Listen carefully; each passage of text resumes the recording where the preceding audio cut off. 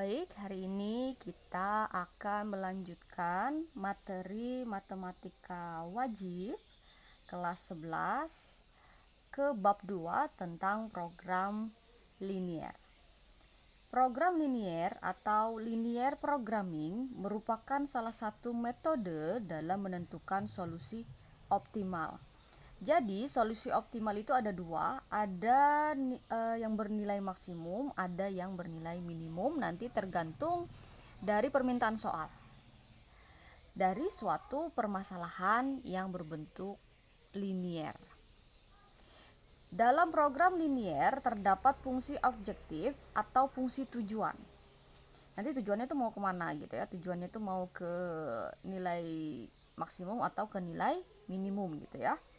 Lalu terdapat juga syarat, batas, dan kendala dalam program linier yang merupakan suatu bentuk pertidaksamaan linier. Jadi bentuknya itu pertidaksamaan tapi linier.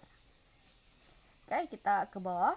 Bentuk umum program linier yang pertama itu ada yang disebut sebagai kendala. Jadi kendala ini terdiri dari pertidaksamaan linier dua variabel. Jadi biasanya minimal ada dua pertidaksamaan.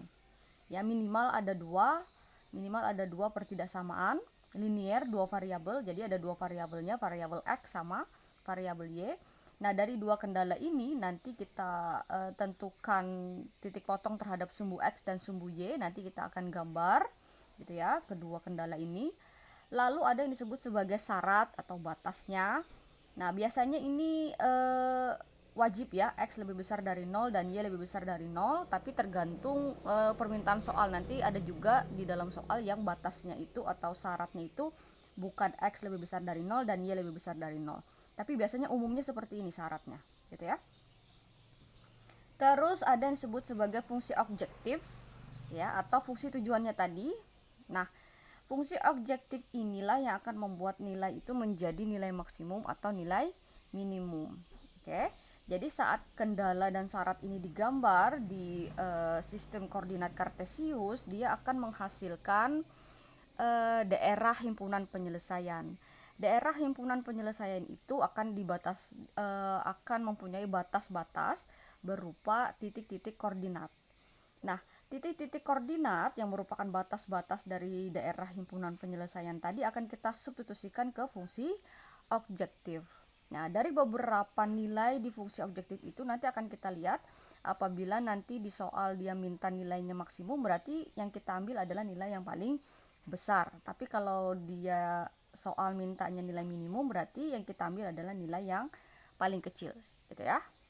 Oke.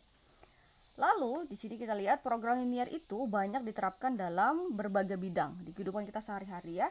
Dalam bidang ekonomi misalnya, program linier dapat digunakan sebagai salah satu teknik optimasi produksi dalam suatu pabrik maupun perusahaan, sehingga perusahaan bisa mendapat keuntungan yang maksimum.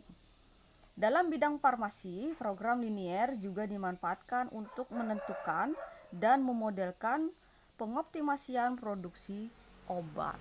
Ya, jadi ini tuh cuma salah satu penggunaan program linier dalam kehidupan sehari-hari. Masih banyak ya, di militer juga digunakan gitu ya. Oke, kita lanjutkan ke materi selanjutnya. Oke, selanjutnya kita ke bagian A, yaitu model matematika. Jadi sebelum kita mempelajari secara khusus program liniernya, kita belajar dasarnya dulu. Kita akan membuat model matematika. Jadi model matematika ini adalah kalimat matematika gitu ya, yang mengandung suatu variabel. Biasanya gitu ya, soal-soal dalam program linier ini berbentuk soal cerita. Nah, soal cerita ini harus diterjemahkan menjadi model matematika. Ya, jadi model matematikanya itu jadi kita akan mengubahnya menjadi model matematika yang berupa kendala gitu ya dalam program linier. Kendala tadi, kendala, syarat, dan fungsi objektifnya gitu ya. Untuk saat ini kita masih belajar untuk membuat kendalanya dulu gitu ya. Fungsi objektifnya akan kita pelajari selanjutnya. Oke, kita ke contoh soal. Yang pertama, sebuah pabrik tekstil membuat dua jenis pakaian. Pembuatan pakaian jenis A memerlukan 6 jam pada mesin bordir dan 4 jam pada mesin jahit. Dan pakaian jenis B memerlukan 2 jam pada mesin bordir dan 8 jam pada mesin jahit. Kedua mesin tersebut setiap harinya bekerja masing-masing tidak lebih dari 18 jam. Jadi baik itu mesin bordir ataupun mesin jahit itu tidak bekerja lebih dari 18 jam. Jika setiap hari dibuat X buah pakaian A dan Y buah pakaian B, model matematika dari masalah tersebut adalah, jadi yang menjadi variabel X dan variabel Y-nya itu bukan si mesin bordir atau mesin jahitnya, tapi pakaian jenis A dan pakaian jenis B-nya. Dalam membuat model matematikanya kita perlu tabel, gitu ya. Kita akan buat tabelnya dulu di sini. Oke, tunggu sebentar ya. Oke, jadi tabelnya itu seperti ini ya. Oke, jadi bagian-bagian sini itu adalah yang jenis pakaiannya, si variabelnya, nanti variabel X dan Y-nya, terus di sini adalah elemennya dari setiap variabel. Jadi ada mesin bordir sama mesin jahit. Jadi kita terus di sini ini tuh jenis pakaian.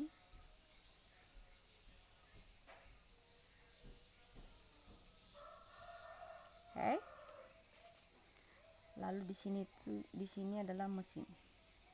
Yang sebelah kanannya ya, mesin, yang ke bawahnya adalah jenis pakaiannya. Ini jenis pakaian A. Terus ada jenis pakaian B. Yang selanjutnya jenis pakaian A ini kita misalkan sebagai variabel X. Jenis pakaian B kita misalkan sebagai variabel Y, gitu ya, sesuai dengan permintaan dari soal.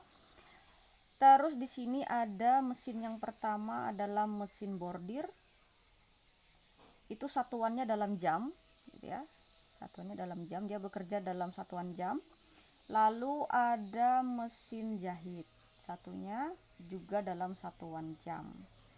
Lalu di bawah sini adalah ketersediaannya, gitu ya. Ketersediaan dari siapa? Ketersediaan dari mesin jahit dan mesin bordir dan mesin jahit dalam satuan jam ya.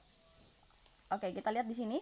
Pembuatan pakaian jenis A memerlukan 6 jam pada mesin bordir, 4 jam pada mesin jahit.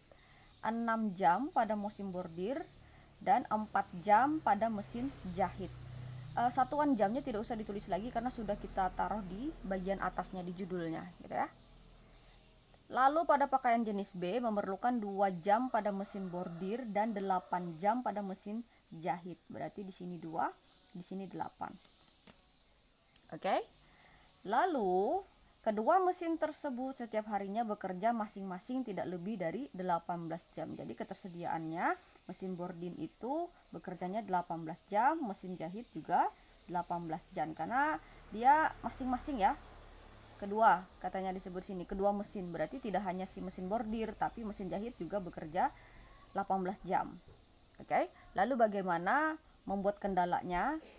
Yang pertama, kita lihat di sini, di samping sini saja. Menulisnya itu mengambilnya ke bawah, jangan ke samping. Kalau dia ke samping itu ini kalau dia mendatar, bagian atas ini adalah baris untuk si variabel X. Terus yang bagian bawahnya itu baris untuk variabel Y. Jadi harus ngambil ke bawah biar kena X-nya dan kena Y-nya. Yang pertama ada 6X ditambah 2Y. Terus di sini 18. Nah, di sini disebutkan mesin itu bekerja masing-masing tidak lebih dari 18 jam. Dia disebutkan di sini tidak lebih dari 18 jam. Kalau katanya tidak lebih berarti tanda pertidaksamaan itu kurang dari maksimum dia bekerja 18 jam. Paling lama gitu ya, paling lama 18 jam. Kurang boleh, lebih tidak boleh. Maksimum 18 jam. Bahasanya itu seperti itu, tidak lebih. Paham ya?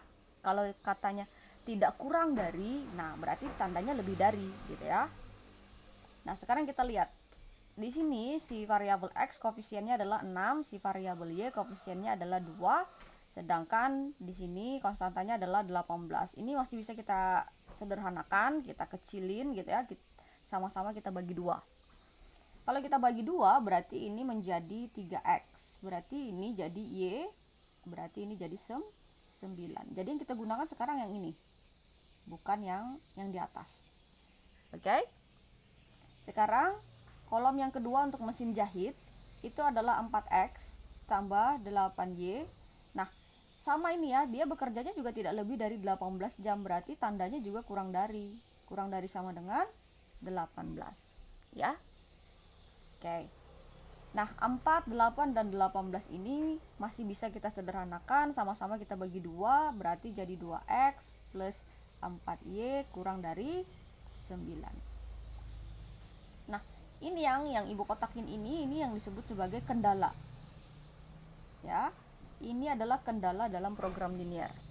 Dia berbentuk pertidaksamaan linear dua variabel.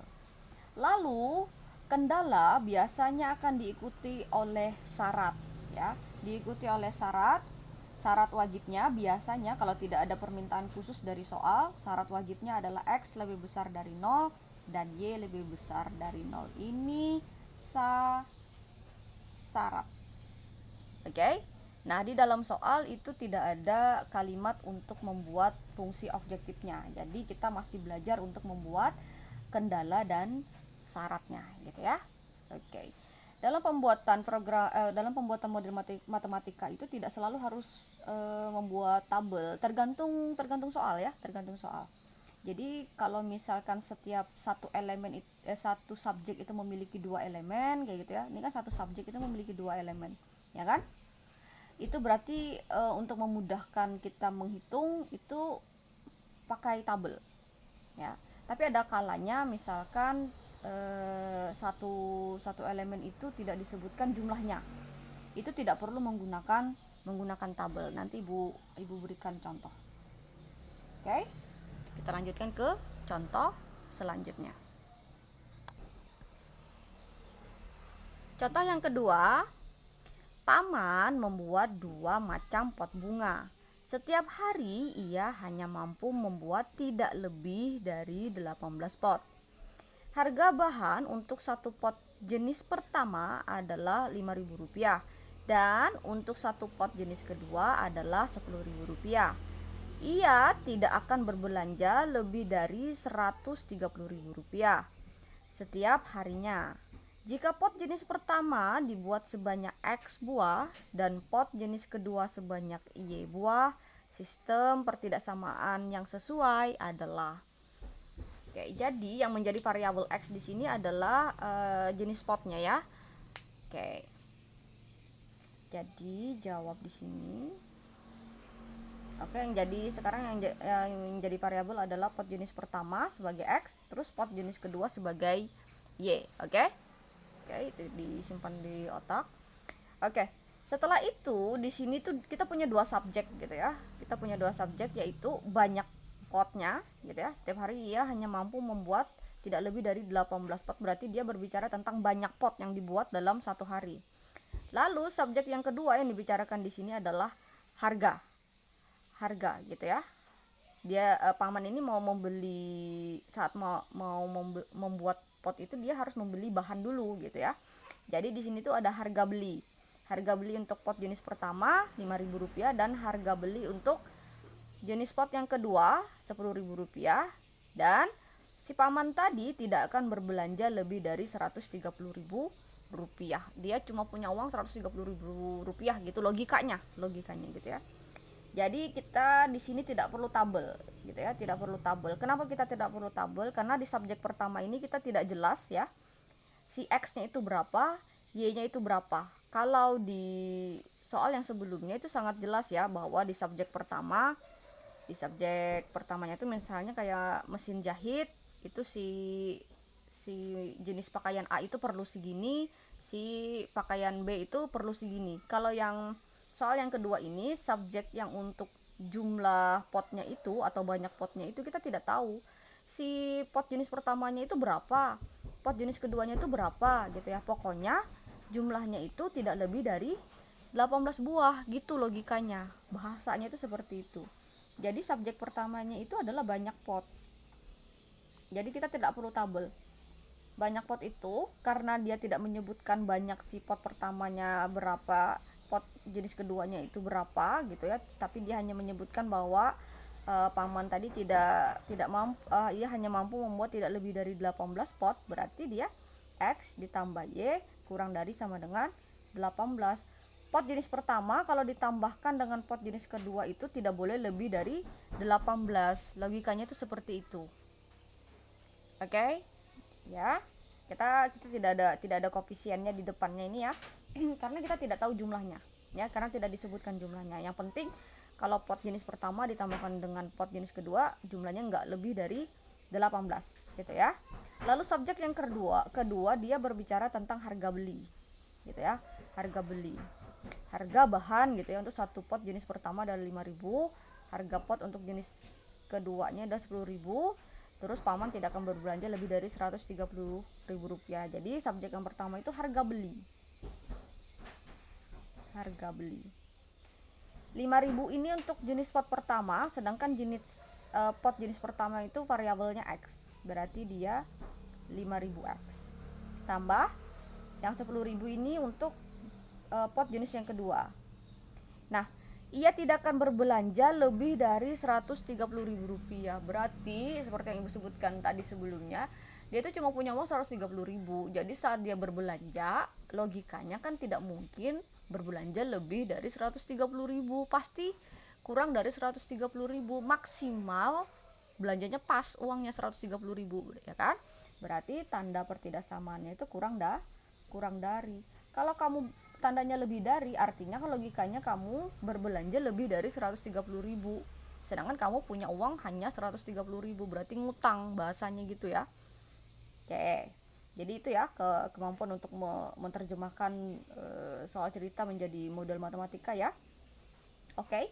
Jadi yang 5.000X tambah 10.000Y kurang dari sama dengan 130.000 ini kan angkanya masih terlalu besar. Jadi kita sederhanakan. Ini nolnya ada 3, ini nolnya ada 4, ini nolnya ada 4, berarti yang kita coret nolnya 3. Jangan semua nol itu dicoret ya, nggak bisa. Jadi kalau nolnya dicoret 3 berarti yang lainnya juga 3. Berarti sisa 5X, 10Y, di sini 130. Nah, setelah disederhanakan ternyata masih bisa disederhanakan lagi gitu ya. Masih bisa kita bagi 5. Berarti ini sisa X, ini sisa 2Y. Berarti kalau 130, 120 aja itu 12. Jadi 120 aja tuh 24 gitu ya. Berarti ini 26. Oke. Nah, kan nggak bisa dikecilin lagi ya. Yang banyak pot ini kan sudah nggak ada koefisien ya, berarti kan nggak bisa dikecilin lagi. Nah, ini yang kita ambil adalah bagian yang kita kecilin.